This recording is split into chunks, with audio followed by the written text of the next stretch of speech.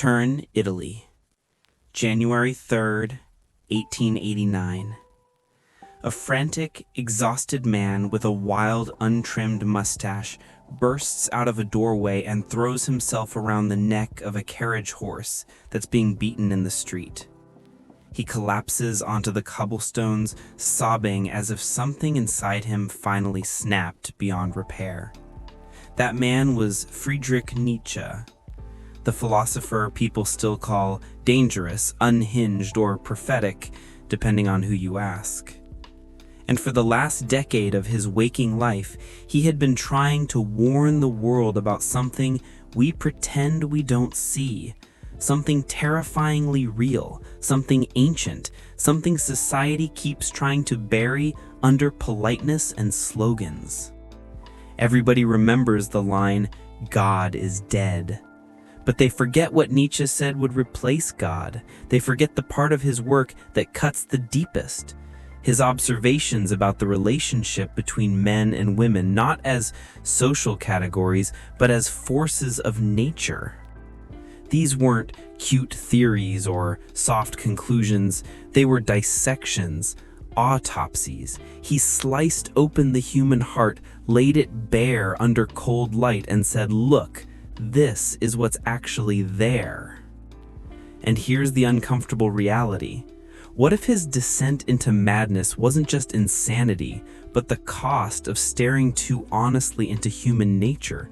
What if he looked too long into the abyss, and the abyss looked back and said, "You weren't meant to see this clearly"? Today, we're opening the pages everyone else taped shut. We're stepping into the psychological terrain people tiptoe around. We're looking straight at what Nietzsche called the feminine spirit. Not the polite version you learn about in school, not the HR-approved equality pamphlets, but the primal biological software running silently behind every interaction between men and women. Nietzsche didn't describe women as a political group or a cultural construct. He described them as nature made flesh. And nature, as he constantly reminded us, is not gentle. Nature is not fair. Nature is not democratic. Nature cares about one thing: elevating the species. It chooses the strong and it eliminates the weak. It's cold, it's selective, it's the oldest judge in existence. This is the first bitter pill you must swallow if you want to understand any of what comes next. This is the lens that reveals every heartbreak, every rejection, every ghosting, every cold shoulder. Nietzsche believed that the feminine nature is biologically repulsed by weakness, not because women are cruel, not because they're shallow, but because evolution wired them that way. For most of human history, the woman who chose a weak man didn't survive, and neither did her children. The lineage ended right there. We are the descendants of the ruthless selectors, not the sentimental ones. Think back to the last time you were truly vulnerable in a way that showed fear, instability, or lack of direction. You were told by culture, by movies, by relationship gurus that opening up, crying, and revealing your wounds would deepen intimacy. And maybe it did for a moment. Maybe you got sympathy. But Nietzsche draws a line of fire between sympathy and desire. He says they cannot coexist. You cannot desire what you pity, and you cannot respect what you are forced to rescue. So when you show helplessness, when you spiral, when you ask for validation instead of creating your own gravity, you activate something ancient inside her. It's not disgust at you as a person, it's an instinct screaming, "This man is not built to survive." A deep alarm bell that echoes through 1,000,000 years of human evolution. Nietzsche famously wrote that man is a rope stretched between beast and Superman. But what most people forget is the implied role of woman in that metaphor. She is the judge watching you walk that rope. If you falter, if you shake, if you look down, if you crumble, her instinct is not to catch you.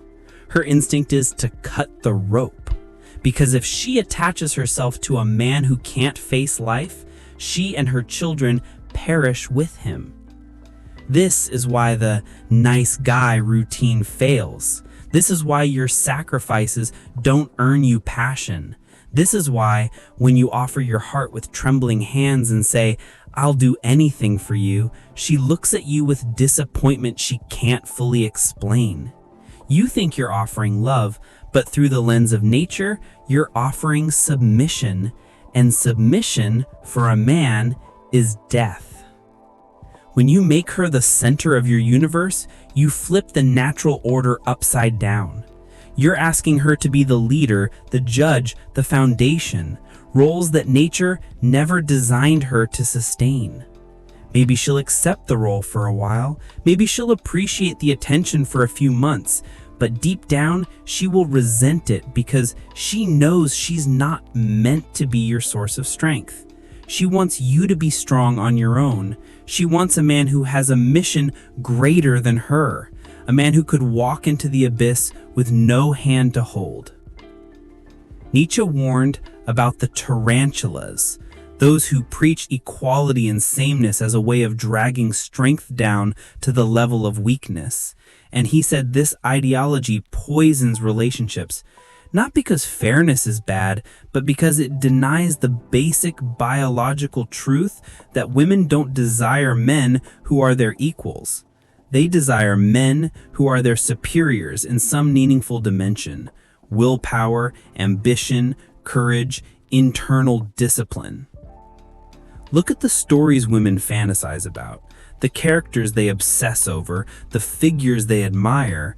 They are men who have mastered themselves, who have forged inner order out of chaos, because the feminine spirit is chaos, swirling, powerful, creative chaos. It does not want more chaos in a partner. It wants something to anchor itself to, something immovable, something that doesn't shatter when life applies pressure. If you buckle under stress, you become more chaos, not the structure that contains it. You become debris in the storm, not the lighthouse. And once you see this clearly, you stop taking it personally. You stop blaming women. You start understanding why their instincts function the way they do. They are nature's filter. They are the gatekeepers of the future. Nietzsche didn't despise this. He revered it. He believed that without the feminine selective pressure, men would have stayed in the mud. Every civilization, every monument, every piece of art, every innovation, all of it, he said, is the result of men trying to be worthy in the eyes of women. So the question becomes, are you truly strong enough for the future? Or are you asking to be carried into it? If you've ever stood on a beach and watched a massive ship glide across the horizon, you know exactly the feeling Nietzsche tried to describe when he talked about actio in distans, action at a distance. From far away, the ship looks silent, majestic, almost supernatural. It cuts through the water like a ghost, as if carried by an invisible hand. And from a distance, it's perfect. But Nietzsche grabs us by the shirt collar and says, swim out to it, climb aboard, look again. And when we do, we find chaos, noise, sweat, the groaning of wood, ropes snapping, men shouting, machinery grinding. The magic collapses the moment you get too close. Nietzsche said, this is the tragedy of the male romantic instinct. Men fall in love with the illusion, the silhouette of the ship, the glow on the horizon, the dream of feminine perfection. But the moment they insist on getting too close, the moment they climb aboard and demand to see the real her, the magic disappears. Not because she lied, but because the illusion was necessary. It was part of the dance. It was part of the design. Nature, he argued, created the feminine spirit to operate in the realm of appearance. Not because women are superficial, but because appearance is what allows life to continue. Truth, in its raw form, is often ugly and unbearable.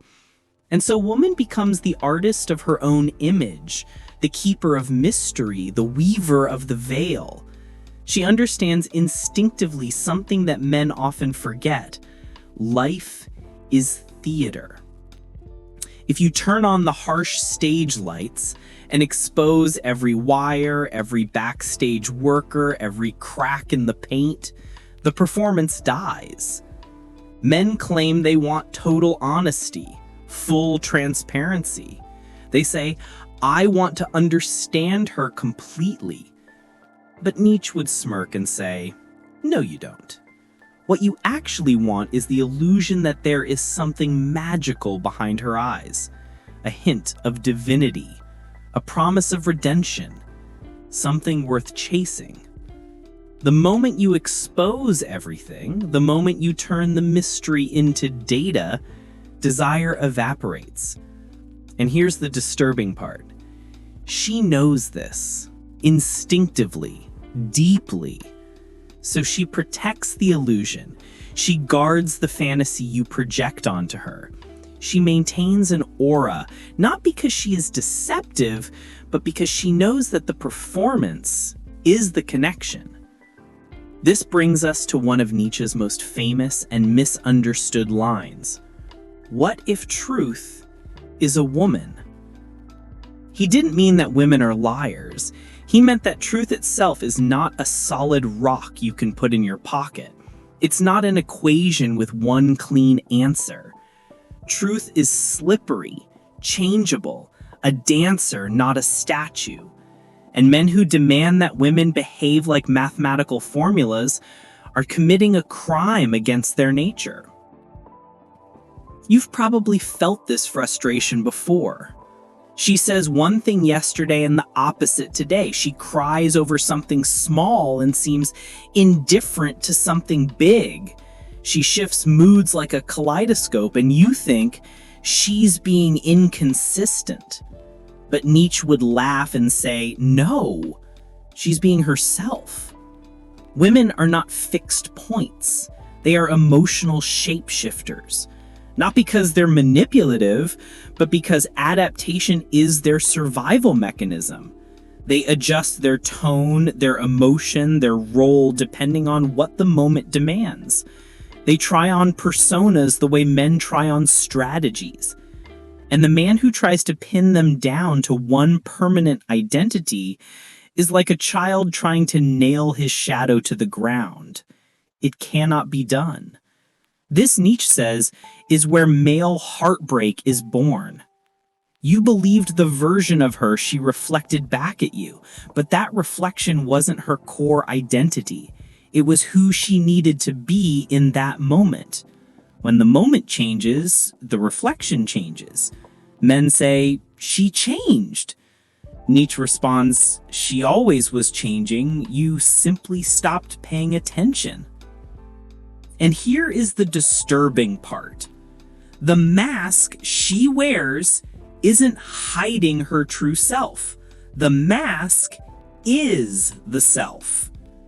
If you peel an onion looking for the center, you never find it. Layer after layer after layer until there's nothing left but the fragrance of what once was. Nietzsche believed the feminine psyche was similar. No central core to be discovered, only layers of emotion, instinct, persona, and adaptation. This terrified him, and it terrifies many men today, because it implies that the feminine nature is not something to be solved. It is something to be experienced.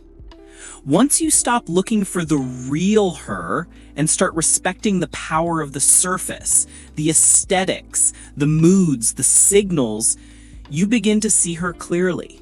She decorates herself not to deceive, but to amplify the theater of life. She curates her world the way a director arranges a stage, because she understands something men often ignore. Life without performance is just darkness. You see this in everyday life.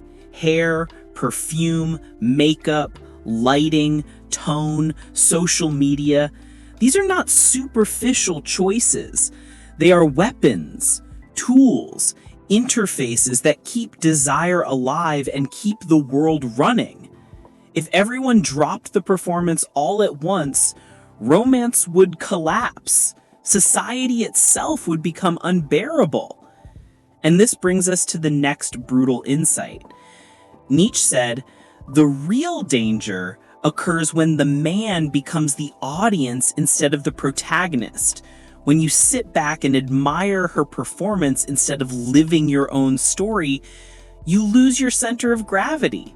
You start orbiting her moods, you start reacting instead of acting, and suddenly she's not your partner, she's your world.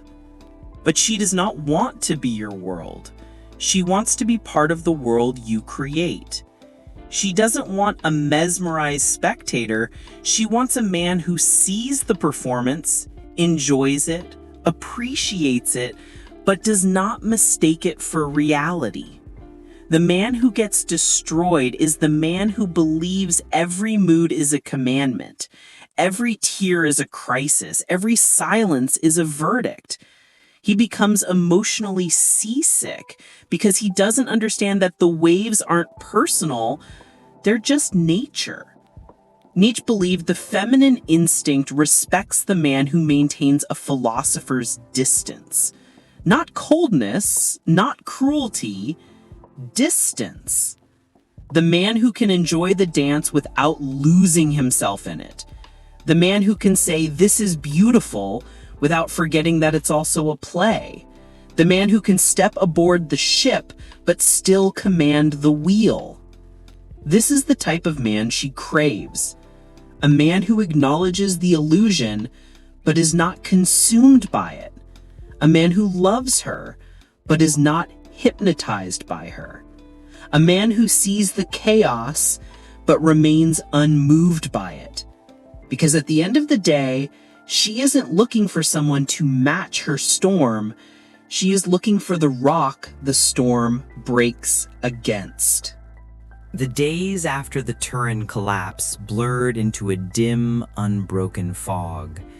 In a small room overlooking the brittle winter streets, Nietzsche lay motionless on a narrow bed, his eyes vacant, drifting somewhere between fever dream and eternity. At times he whispered fragments of forgotten languages. At times he laughed, soft, childlike, terrifying. And sometimes, in the rare hours before dawn, he wept with the helplessness of a man who had finally looked into the abyss and found it staring back with infinite gentleness. Outside, the city moved on with its indifferent rhythms. Hooves clattered on frozen cobblestones, market women shouted beneath breath that crystallized in the icy air. The newspapers carried rumors. Some claimed the philosopher had been poisoned, others that he had gone mad from overwork, still others that he had tasted too deeply from the cup of his own frightening genius. But the truth was simpler.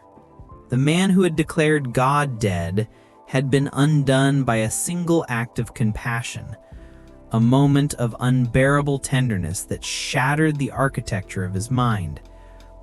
Visitors came, doctors, priests, curious friends.